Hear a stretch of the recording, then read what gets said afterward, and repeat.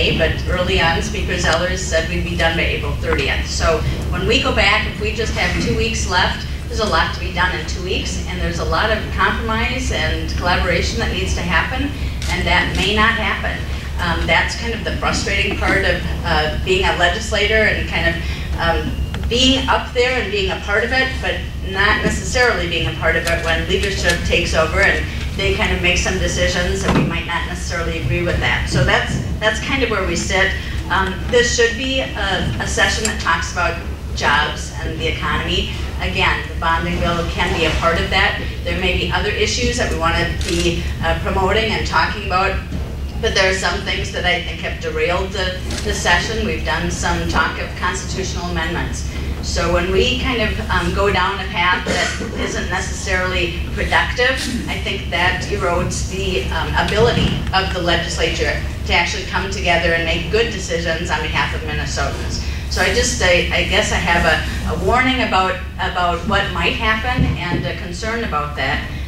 This also happens to be an election year, and we all are aware of that. It's a unique election year because all 201 legislators are up for election. Because it's the year that we did redistrict, and I did serve on that committee. It didn't, we met with a number of people, and we talked a lot about redistricting, but in the end it was the courts that made the decisions regarding the redistricted lines. And when that happened, people start to scramble because they're concerned about whether or not they are going to represent the same part of the district. You know, do they have many new constituents that they're needing to reach out to?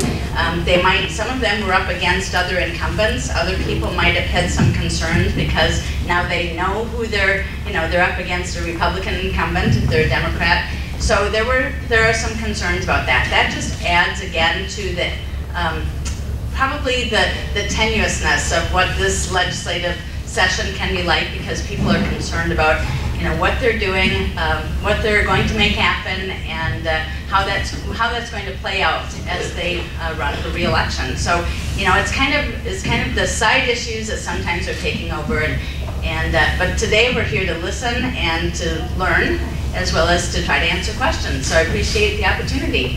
All right, thank you very much. And Representative Poppy, just to warn you, we're going to start over here on our first question and work our way back. Since everybody mentioned the bonding bill, obviously this is the session for the bonding bill. It's been a couple of weeks now since the different versions have come out in the House, the Senate, and from the governor, and yet there hasn't been a lot of progress. A request for bonding for a major expansion at the Hormel Institute is contained in all of those, an expansion project that could create up to 120 jobs in our community, if not more. It's in both bonding bills, yet we've heard little about bonding since. It's sort of stalled in the last couple of weeks. What's holding up the bill? What needs to change to move the bill forward? And additionally, what can be done to ensure that we see the $13.5 million for the Hormel expansion?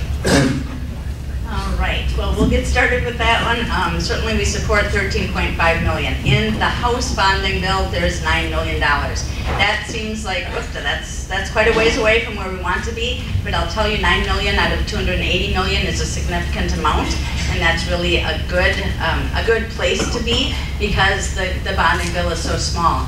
I can't speak for the Republican caucus because I don't sit in that caucus and I don't know exactly what the conversation is about, but they've done something that I don't think has ever been done before. They're proposing two bonding bills, and one being for the state capitol at $220 million, so that would take care of the restoration of the state capitol, and the other being the $280 million, which is for the projects that we have throughout the state, including roads and bridges and other larger infrastructure projects. And part of the issue with that is when you come to a bonding bill, you have to have 81 votes in the House. You have to have a 60% supermajority. The way bonding bills are usually crafted, and Representative Dorman previously was the chair of bonding, he knew how to do that. He came together and said, okay, we've got to have from all parts of the state, we have to have Republicans and Democrats on board because you have to have a bipartisan effort in order to be able to make a good bonding bill and to have the right number of votes to pass it. Right now we're at a point where we don't have, Republicans don't have enough votes on their own to do it. They're going to need Democrat votes. It's going to be difficult to get greater Democrat votes when the bonding bill is set up in a way that isn't necessarily going to be inclusive of a lot of projects and a lot of efforts by people throughout the state. Very good. Representative Murray. And I'll just jump into the part where I don't think we have the votes right now to pass it either. They're just not there. The bill needs to be a little bit bigger in order to encourage more people to vote for it. We've not taken care of the people's house up in St. Paul. The Capitol is crumbling. The infrastructure needs there are dramatic. When we talk 220 million, that isn't even enough to get it done. It's probably going to be closer to 260 to 280, something like that, to fix the Capitol. It is literally crumbling. The heating system, the plumbing system, the HVAC system, any of the infrastructure within that building needs to be redone. And it's a huge, huge project. We have not done those upkeep and repairs for many, many years. We've let it go, and all of a sudden, it's on our watch. We need to take care of it. My thought would be, we need to do that, but do we need to bond for the whole thing here in 1 year? Maybe that needs to be spread out a little bit. We could take some of that money, put towards some other projects around the state. I still believe when we do a bonding bill, we need to be very prudent about what we're doing. We need to make sure that those, the stuff we're bonding for is actually going to do good things for communities and is going to help create jobs. And not just the jobs that are going to build these things, which I think are very important. You go out and you look at where the trades are, you got a lot of people sitting on the bench right now, the plumbers, the cement workers, the bricklayers, a lot of guys that aren't working, electricians, you can go on and on. I've talked to all the trade groups. It's very important that we get a lot of these projects going because that's going to put them to work. And the way they work is project by project. We understand that. But what we need beyond that are long-term jobs. And so some of these projects have to turn into long-term jobs that are going to help the communities. And so we need to find some more money to put into this bill. That's going to help get some of the votes. I'm working on the leadership within the House side to try to improve that a little bit, try to get some more dollars there. We have to be prudent about it. We can't go out and bond for too much either because we got to pay it back someday. But we also know we have to make sure that we've got enough there to improve the infrastructure. Start talking about roads and bridges across the state. We're just barely touching the tip of that. It's going to take a lot of money to fix these things. Roads, bridges, just a lot of different things across the state. Right. Senator Sparks. Well, thank you. It's a very good question. I think that you heard a little bit from the House side, and we'll discuss a little bit more of what's happened on the Senate side. I think the important thing to remember, too, is any spending bills have to start in the House and come over to the Senate.